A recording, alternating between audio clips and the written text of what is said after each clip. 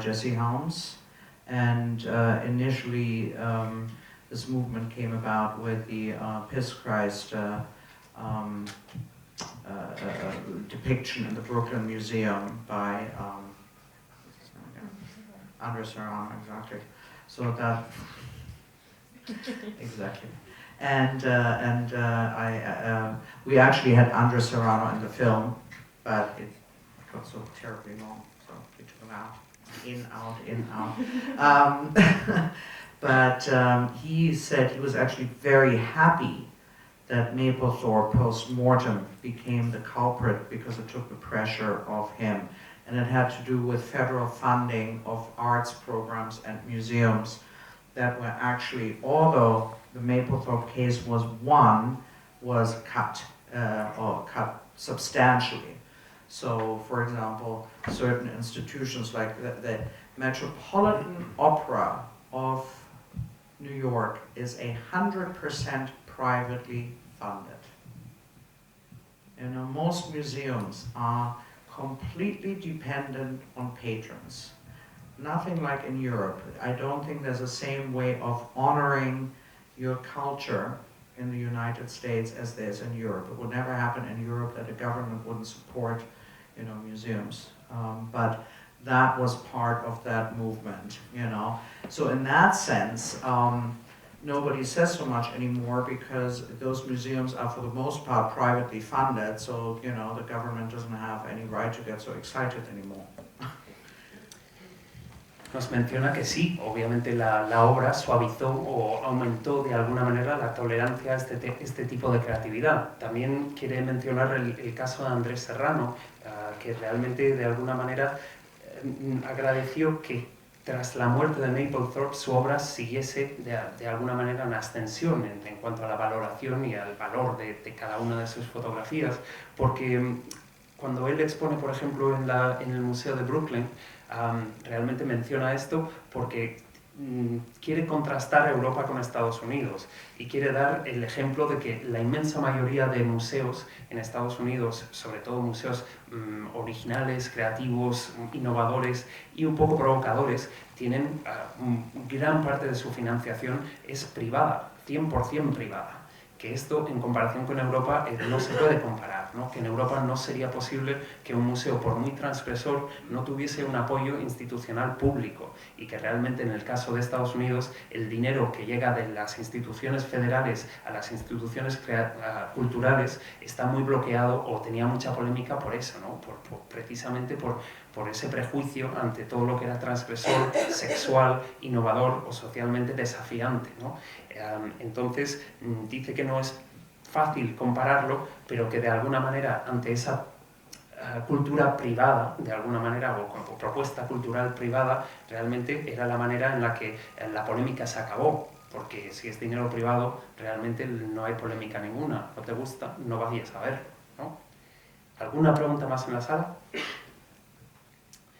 Katharina, you mentioned before HIV. HIV crisis changed gay community around the world.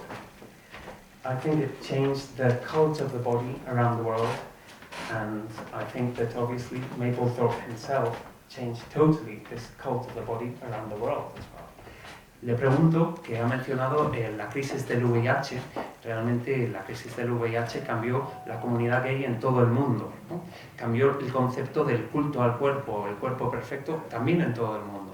Y cómo ve ella, de alguna manera, que la obra de Mapplethorpe, teniendo como referencia el VIH y este culto al cuerpo, realmente cómo se asocian estos tres elementos. What's the question? How do you relate HIV crisis, cult of the body, and Mapplethorpe? Well, I remember the time very, very well, and I always call it the time when the dancing stopped, when all the dance clubs closed, which in a way, you know, the rhythm, the music, you know, the sensual atmosphere, the time before you went to the mine shaft, let's say. It's really sort of a day where the dancing stopped and where the music stopped. where AIDS was really like a hatchet that went through, especially the creative world. In New York, it was the beginning of lounge. It was coupled with an economic crisis, the Wall Street crash in '88. You know, thank God today, obviously there's AIDS. You don't have to die of AIDS anymore. Doesn't mean that in parts of the world people still don't die of AIDS by the hundreds of thousands, but in the Western world we've managed to contain the disease. I think nobody could fathom that they would die so young. And I know he was hopeful until the very end. Everybody was waiting for the miracle drug to come. You know, I had very close friends who died of AIDS, and even the week before they died, they still thought there must be a rescue. It cannot be, you know. It didn't make any sense. It came on so fast, so aggressively, and they missed the containment, I wouldn't say cure, by a few years. You know, there are some extraordinary survivors who've lived with this since, I know someone since the late 70s was diagnosed with AIDS, actually through blood transfusion, funnily enough. Yeah, but what it did change is the gay community taking the same lead in New York. And in that sense, uptown stayed uptown again, downtown stayed downtown again, people didn't mix.